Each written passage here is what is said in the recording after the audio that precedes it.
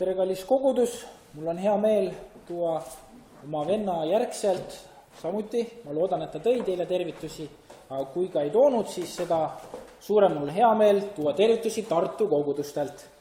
Ja ma tean, et Tartul on alati hea meel Pärnu üle. Ja minu jaoks on olla ka privileeg kohas, kus ma näen sõpru ja sugulasi. Et minu isa on kasvanud Pärnus ülesse ja mul on hea meel, et ma saan külastada tema kodulinna. Et minul teeb see alati soojaks südame, kui ma Pärnus kuulen või Pärnus käin. Ja tänane kirjakoht, mis ma tahaksin täna teile jagada, on Efeslaste kiri, Pauluse kiri Efeslastele, 4. peatükk, 11. salm ja sealt edasi. Ma loen selle ette ja siis hiljem kuuleme, kuidas seda saaks siis lahti nagu analüüsida. Ja see tuleb ka seinale. Tema, siis Kristus, on see, kes on pannud mõned apostleiks ja mõned prohveteiks ja mõned evangelistideks, mõned karjaseiks ja õpetajaiks, et pühi inimesi valmistada abistamistööle Kristuse ihu ülesehitamiseks, kuni meie kõik jõuame usu ja Jumala poja tundmise ühtsusesse, saades täismeheks Kristuse täis ja mõõtu mööda. Et me ei oleks enam väetid lapsed, keda pillutab ja kõigutab iga õpetuse tuul, et inimlikku pettemänguga eksitusse kavaldada, vaid et me tõtt rääkides armastuses kasvaksime kõigiti selle sisse, kes on pea, Kristus.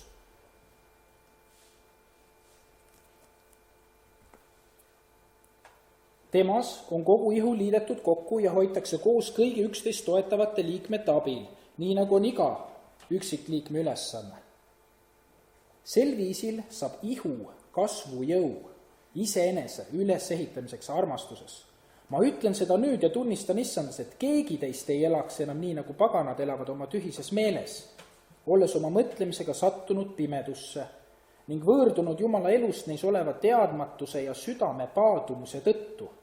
Nende tunnetus on nüristunud ja nad on loovutanud end kõlvatusse tegema ahnelt kõike roppust. Teie ei ole aga niimoodi Kristust tundma õppinud, kui te üldse olete temast kuulnud ja temas õpetatud, nii nagu tõde on Jeesuses. Teil tuleb jätta oma endise eluviisi poolest vana loomus, kes laostub petlike himude käes, ning saada uueks oma mõttelaadilt ja riietuda uue inimesega, kes on loodud Jumala poolt, elama tõeõiguses ja vagaduses. Minu arust on see kirjakoht, Efeslaste kirja, üks selline jõulisemaid kirju.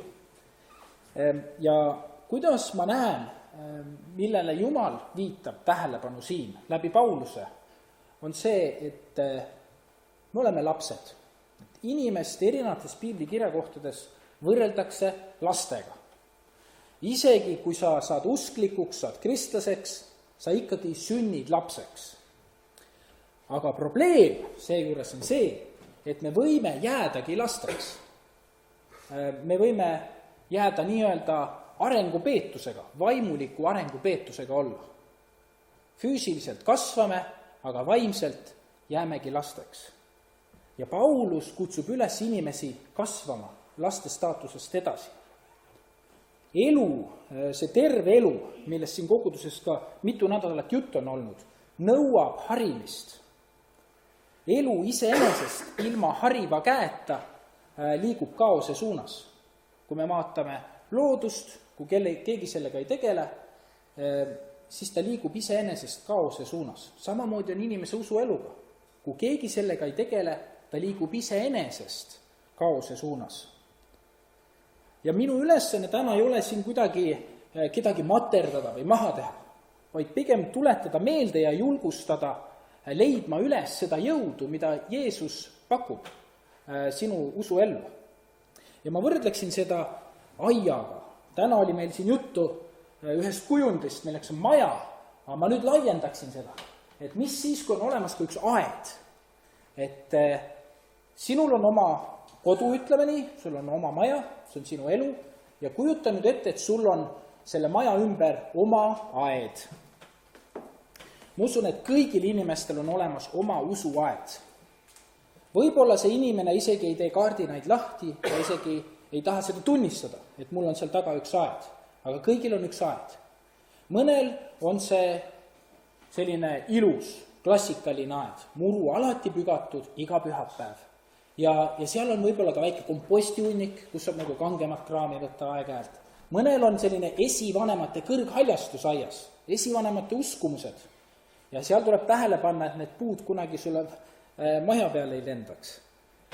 On aedu, mis on haritud ja aedu, mis on omamoodi. Mõnel on aias, võib-olla olete siin ka Pärnus näinud, et on aias näiteks kurikoer või vanad autod, mis teiste jaoks on prügi. Aga sentimentaalse väärtusega asjad sinu usuelus, päkapikud või sellised väikesed kujukesed, millel tegelikult ei ole kuigi palju väärtust. Aga meil kõigil on oma aed, usuaed. See võib olla vana aed, see võib olla uus aed, see võib olla suur aed, väike aed, hoolitsetud aed, hoolimata aed. Ja ma usun, et kõigi usk on unikaalne. Kõigi usk on unikaalne. Ja samas kõik vastutavad oma aia eest ise. Milline on sinu aed? Võib-olla üks hea viis teada saada on see, kui sa mõtled inimestele enda ümber. Kuidas nad sind kohtlevad? Kui keegi sind näeb, kuidas ta reageerib?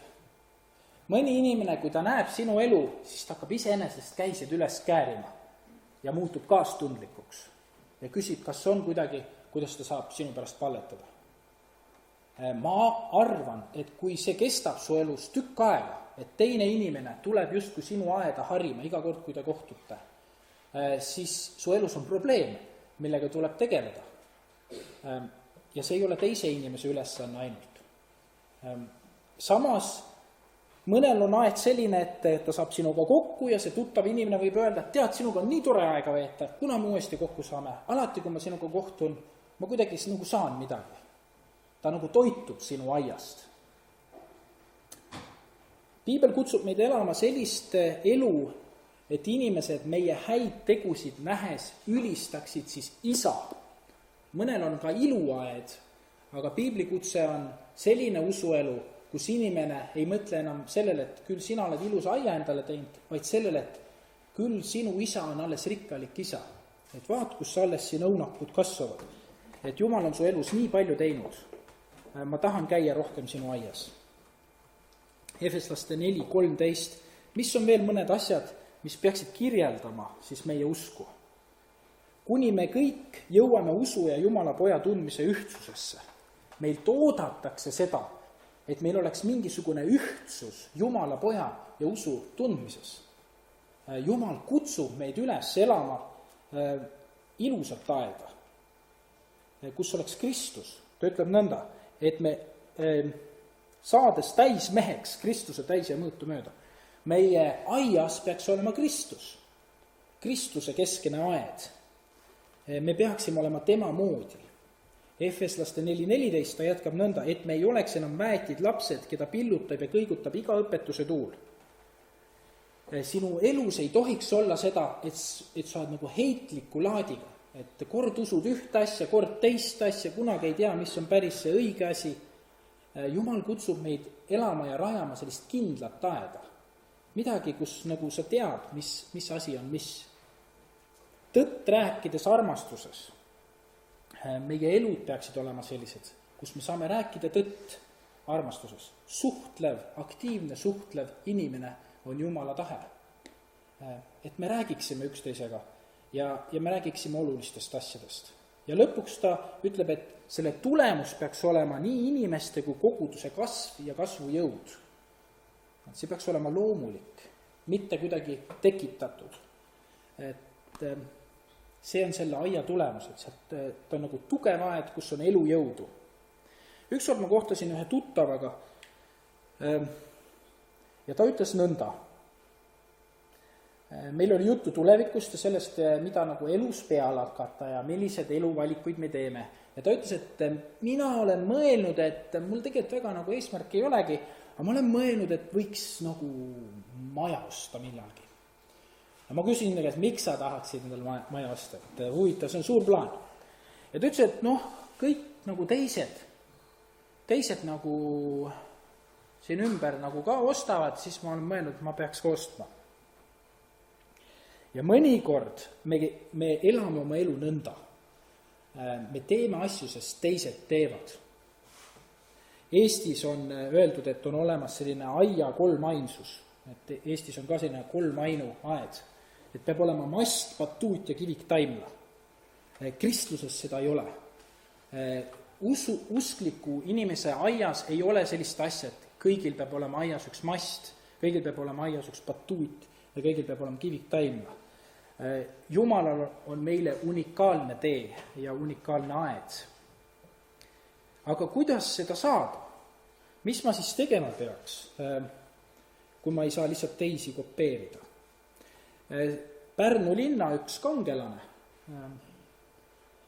kukepükstes käis kunagi siin üks poiss ringi, kes sai hiljem tuntuks kui maletaja. Paul Keres on öelnud nõnda oma maleaabitsas, et sul peab olema hea plaan. Ei piisa sellest, kui sul on hea seis või sa oled mõelnud paar head käiku, sa pead õppima mõtlema plaanile, muidu sa ei võida. Ja ta kirjeldab seda nõnda, et kui sa isegi mõtled endale välja plaani, ja ta räägib malest, et kui sa mõtled välja plaani, mis on sinu enda vastu, male laual on see näiteks see, et sa hakkad mõtlema, et ma lähen etturitega edasi ja siis mingi hetk tekitab müüri nagu ees. Aga oletame, et see ei toimi. Siis Paul Keres ütleb selle peale, et isegi kui see on sinu vastu käiv plaan, see on parem kui ilma plaanita olemine, sest sa õpid iseseisvalt mõtlema. Kas sinu usuelul on plaan ja kas sa mõtled iseseisvalt? Sul võib olla hea seis praegu, sul võivad olla paar head käiku, aga kui sul pole plaani, siis see ei ole kuigi hea mäng. Milline on see põhiplaan, mida Jumal pakub inimesele? Sest eesmärk on elav aed, rikkalik, täis usku, mille üle ka Jumalal hea meel oleks. Ma annaksin 3 sellist märksõna, mida võiks küsida täna. Efeslaste 4:20 ütleb nõnda: teie ei ole aga niimoodi Kristust tundma õppinud, kui te üldse olete temast kuulnud ja temas õpetatud, nii nagu tõde on Jeesuses. Esimene küsimus: tunned sa Kristust? Kas sa tunned teda? Kas sa tunned Jeesust kui ajaloolist isikut? Kas sa usud, et ta oli olemas? Ja sealt edasi, kas sa tunned teda päästjana? Kas sa oled kunagi kogenud seda, et Jeesus päästab ja issandana, et ta valitseb? Oled sa hüüdnud appi tema nime ja näinud selle toimet? Või isiklikum küsimus: millal ja kuidas te olite viimati Jeesusega koos ja tegite midagi? Millal sa meenutaksid sellist viimast aega, kui sa olid teadlikult Jeesusega koos ja te tegite midagi? Esimene asi, sul tuleb tunda Kristust, et sul oleks elu. Teine on umbrohust lahti. Teil tuleb jätta oma endise eluviisi poolest vana loomus, kes laostub petlike himude käes. Teisi sõnu küsides, mis on see, mis takistab praegu sinu elus tõelise elu kasvu? Mis on see, mis lämmatab sind? Neid asju on. Alati, kus juures ei saa arugi, et see on nagu halb asi.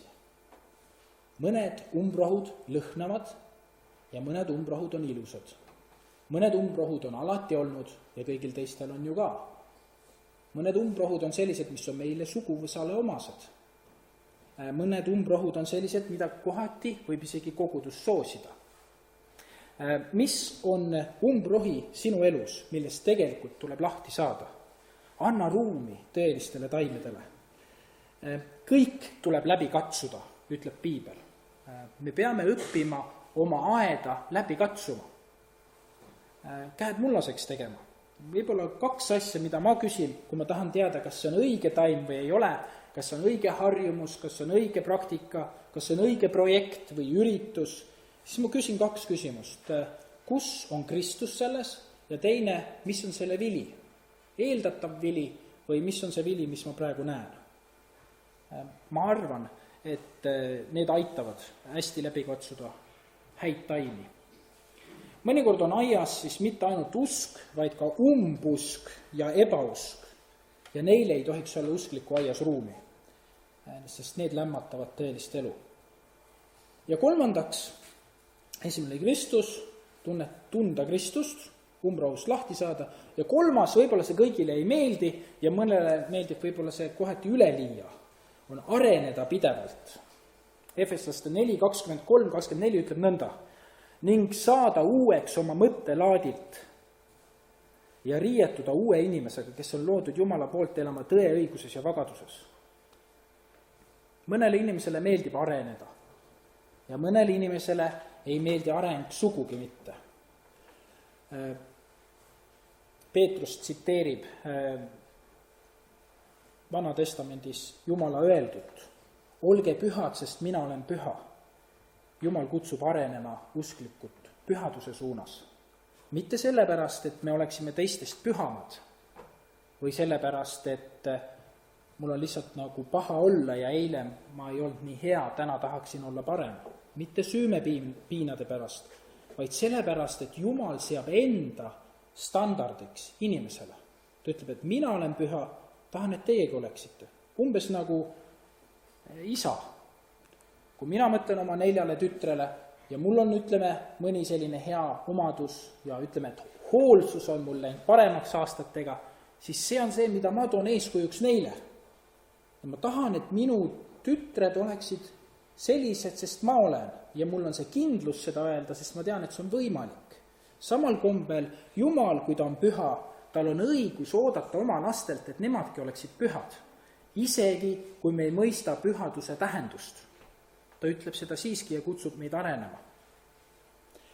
Mõnikord tekib selline usuelu platoo, me ei taha edasi areneda, sest ma olen ju kogu aeg arenenud, enam ei viitsi, või kõik teised mu ümber nagu tarbivad mind, ma annan kogu aeg oma aiasaaduseid välja, ma tunnen, et mida pühamaks ma saan, seda rohkem mind nii-öelda kuritarvitatakse. Ja mõnikord on ka niimoodi, et olengi koguduses kõige püham inimene ja nagu ei ole kuhugi minna enam. Jumal ütleb nõnda: olge pühad, sest mina olen püha. See teekond ei lõppe tegelikult meie maapealse elu jooksul kunagi. Ja küsimus on siis see, kellele sa lõpuks seda aeda ehitad. Kui see on Jumala antud aed sulle ja hiljem ta tuleb vaatama, kuidas sa elasid, siis tegelikult on ju arenguruumi väga palju ja sa saad üllatada Jumalat kogu aeg ja kogu aed ka. Mis on need verstapostid, et räägime arengust, aga korraks puudutan ühte kirja kohta veel. 1. Johannese kiri 2. Johannes oli Jeesuse kõige noorem jünger ja ta samas kirjeldab sellist 3 staadiumit, kuhu inimesel on võimalik jõuda.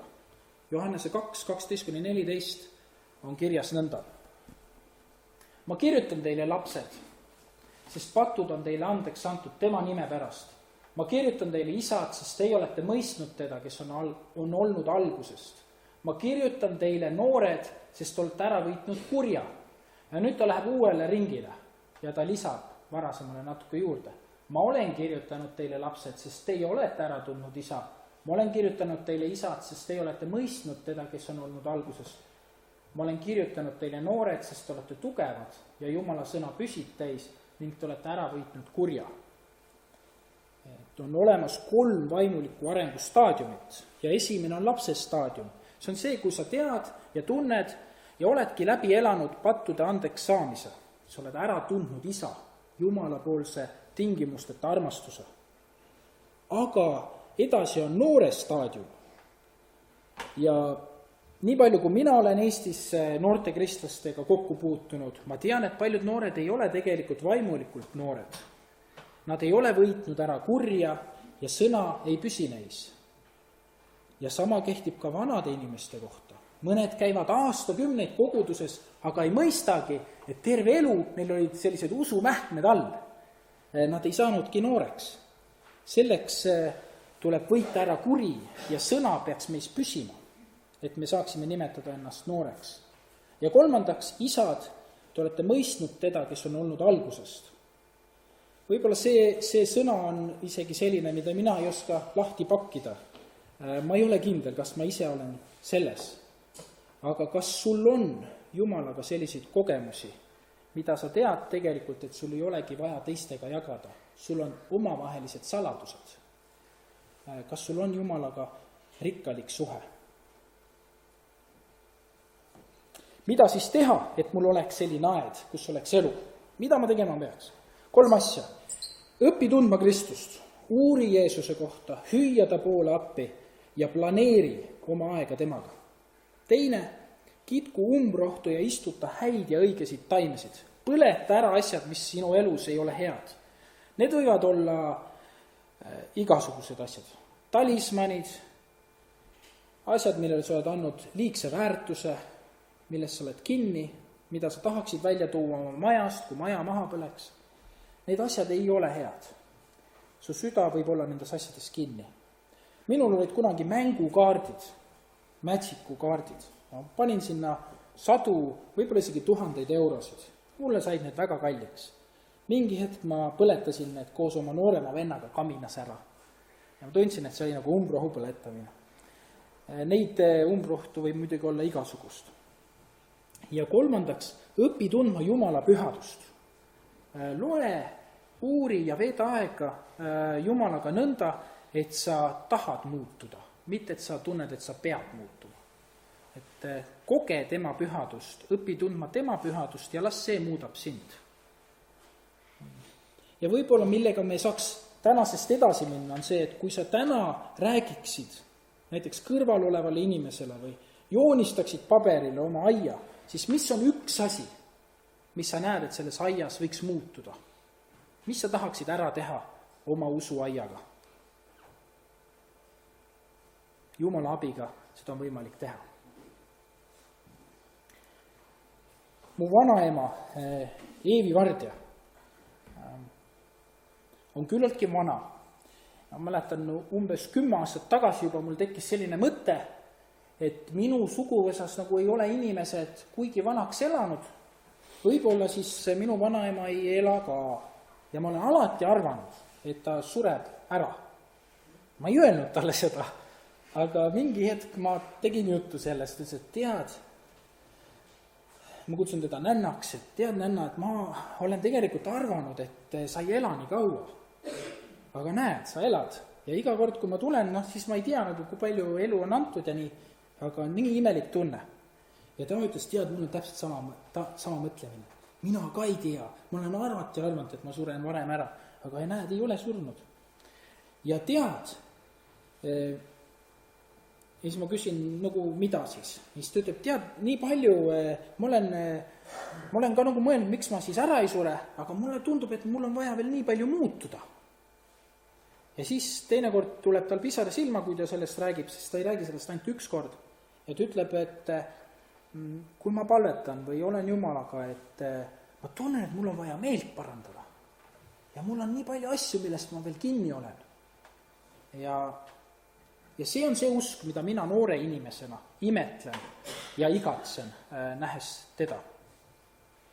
Minu vanaema hoolitseb oma aia eest, ka siis, kui tal on viimased aastad. Milline on sinu aed ja mida sa edasi teed? Küsimus sulle. Me palvetame.